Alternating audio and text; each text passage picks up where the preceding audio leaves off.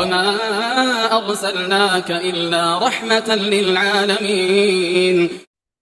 Pertanyaan selanjutnya, apakah orang yang punya penyakit jiwa bisa disembuhkan? Bisa atau tidaknya ya kembali kepada penyakitnya. Kadang ada orang penyakit jiwa, masuk jin di dalamnya, kemudian dia sakit jiwa. Ini bisa disembuhkan dengan ruqyah. Ada orang yang sakit jiwa karena ya kan dia minta sesuatu tapi nggak kesampaian. Saya punya temen gitu kan, minta motor sama orang tua nggak dibelikan terus stres. Gitu. Nah, orang-orang model gitu kalau emang diberi motornya bisa jadi sembuh gitu kan. Ada orang yang patah hati gitu kan, kemudian dia sakit jiwa gitu kan. Ya, mungkin solusinya adalah dinikahkan dengan yang dia senangi itu kalau emang bisa gitu kan. Tapi kalau nggak bisa ya kemudian harus dicarikan sebab-sebabnya. Makanya di dalam Al-Quran dikatakan ala bidzikrillah tatma'innul qulub. Asas dari penyakit jiwa itu adalah hati yang tergoncang. Nah, hati itu biar nggak tergoncang maka dibikin tenang, caranya banyak-banyak zikir. Ya, jangan sampai kemudian kita stres.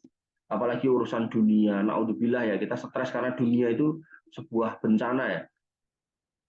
Karena kehilangan kerjaan stres, karena apa nggak punya pasangan atau belum nikah stres, karena apa namanya nggak bisa capai mimpinya jadi orang tertentu stres gitu kan. Hal-hal kayak gini nih harusnya kita hindari. Dengan cara gimana? Banyak berzikir. Kita zikir, kita pasrahkan kepada Allah Subhanahu wa taala tentang cerita hidup kita.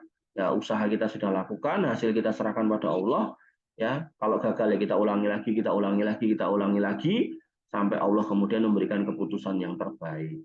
Insya Allah itu anti stres. Dan Nabi SAW boro-boro stres. Nabi SAW sakit itu cuma di akhir hayatnya sakit panas 14 hari. Sepanjang hidupnya beliau nggak pernah sakit gitu. Ya, terluka dalam perang sering, tapi kalau kemudian sakit enggak gitu kan. Nah, sehingga stres jauh dari beliau SAW. Oleh karena itu maka ketika kemudian dikatakan dalam Al-Qur'an ala bidzikrillah tatma'innul qulub, ya dengan berzikir maka hatimu tenang, maka banyak-banyak zikir. Zikir itu banyak modelnya. Baca Quran ya zikir, majelis ilmu ya zikir, wiritan itu ya zikir. Ya kamu merenungi tentang ciptaan Allah itu ya zikir gitu kan. Afalam yasiru fil ardi fayanzuru kaifa kana akibatul mukadzibin. Apakah kamu nggak jalan-jalan di muka bumi untuk melihat bagaimana kuasa Allah atas orang-orang yang mendustakan agama? Kamu cek tuh, oh di sana nih orang udah dikasih tahu yang namanya bukit itu jangan digundulin, itu kok ngeyel digundulin, akhirnya dia kena longsor. Hal kayak gini nih, kita kalau kita mau membaca semuanya gitu kan, maka insya Allah gitu kan hati kita tuh jadi tenang, nggak akan ada stres, nggak akan ada ceritanya gila. Makanya saya suka sedih aja ketika ketemu orang dan saya nanya ini gilanya kenapa? Hanya karena nggak diturutin beli motor gitu kan.